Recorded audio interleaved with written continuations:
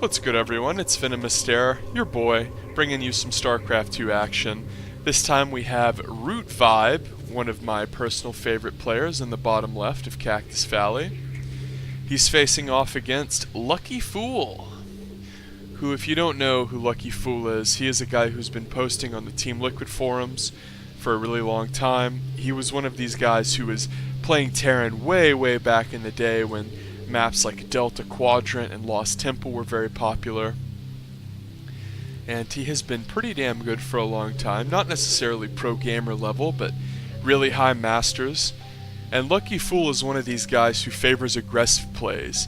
He, somewhat like Ruff, the American Terran, will just break out these crazy unorthodox builds sometimes even off of one base. So we'll see how he elects to play Vibe, who of course is known as predominantly a macro player, although if you saw those games I casted of him versus Idra in my Venomous Classic series, you will know that Vibe is not afraid to cheese. Vibe is a versatile guy. I think he is best at macro, but he's not one of these guys who exclusively plays macro or really relies on macro. He can do cheese. And his expansion is about halfway done. The SCV for LuckyFool might be the SCV Scouting here actually, which is a bit odd considering a Reaper's coming out. Command Center I'm almost certain will follow very quickly, as he's at about 350 minerals. And as soon as he gets 100 gas and 150 minerals, he'll probably add a factory too. So there's the Command Center for LuckyFool. And LuckyFool scouts Vibe first with this SCV. Now Vibe might know where LuckyFool is based on the trajectory and angle of that SCV, because it's hard to say, because whenever your hatchery is not finished, the Zerg has vision of like this area, but once it's finished they obviously have vision of this whole area. So Vibe recognizes he's playing LuckyFool, and he says, "Hey, good luck, have fun." LuckyFool has walled off at the top of his base. This is something new Terran players should really emulate. See this add-on double depot wall-in? The veteran StarCraft player might say, "Well, Wiley, you're beating a dead horse. Everyone and their dog knows about this shit."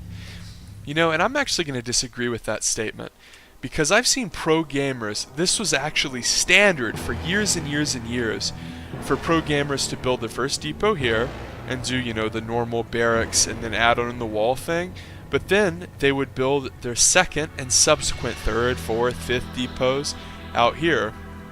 So this obviously would serve the purpose of getting your natural wall up quicker, but the real crux of the issue is that you don't actually have your main walled in, as we see Vibe is going to lose his OV here. But what does he see? He actually sees a tech lab and nothing researching. Now if you're new to the game, if something's researching on this tech lab, it will be lit up in green. So that's actually extraordinarily critical, because Vibe was able to deduce, because there was nothing researching, that this is probably some sort of weird tank build. It could either be like a 2-base all-in, 2-base pressure, or just a nice little defensive macro tank opener that would be really good against Roach. However, if this had been lit up and whirling away, researching something in green, Vibe potentially would have been able to deduce that it's probably going to be like a 2-factory Hellion. Because if you're going to do 2-factory Hellion, obviously you have to research Blue Flame in almost all instances. I'm talking about Blue Flame Hellion build, not the double reactored factory Hellion build. There are lots of little variations of StarCraft openers because we have been playing this game for so long. As we see, Vibe is getting 1-1 as a nice little response to this build. Now the fact that he did not see anything researching on this tech lab makes all the difference in the world. And I know I keep talking about this, but it's actually extraordinarily relevant, because if he had saw something researching, he would have deduced Blue Flame Hellion. And you know what? He definitely would not have gone for 1-1 Lings, because whenever you scout Blue Flame Hellion, one of the worst things you can do is just try to hold with Lings. But it's tank push, so 1-1 Ling Bane is actually going to be very effective here, especially since the Terran player LuckyFool is kind of going for a weird mix, Cyclone tank. And this is something that LuckyFool kind of does a lot. Like, He likes these really unorthodox timing pushes. He likes to keep his opponents off guard.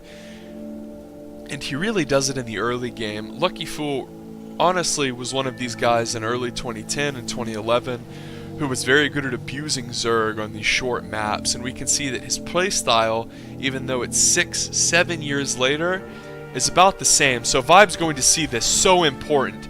So crux of the issue, Vibe sees Siege Tank and Cyclone. He perfectly identifies not only the timing of the push, but the composition. This is so important because the fact that he saw 2 Cyclones lets him know that, you know, it's Cyclone tank with a handful of Marines and not something crazy like Combat Shield, you know, 3 Barracks Marine and tank, or like 8 Hellion tank or something stupid. It's so important to know what kind of push you're facing, and it looks like LuckyFool's going to siege up on top of this high ground here.